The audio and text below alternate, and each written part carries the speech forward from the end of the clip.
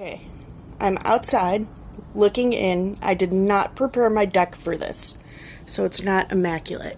Okay, so see above my door, there's no, I don't think, real place to silicone it. I'm going to open the door now.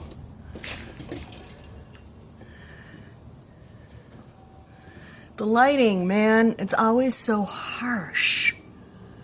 And like, I'm not a photographer, so I don't think there's anywhere to put silicone. You know what I'm saying? The weather stripping is right here. Oh, you can't see. The weather stripping is right here. There's my ledge. So it was just flowing right in like that, right? From there, that's an airplane. Want to see it? There it goes. Don't worry, there'll be another one in like 40 seconds. Okay, so now, then, when you look up from my doorway, see the gutter with the arm?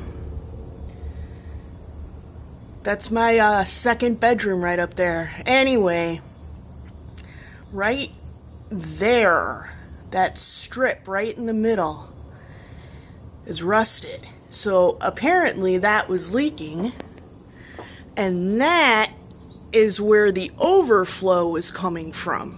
So I'm going to step back to give scale. You see? Anyway, that's that.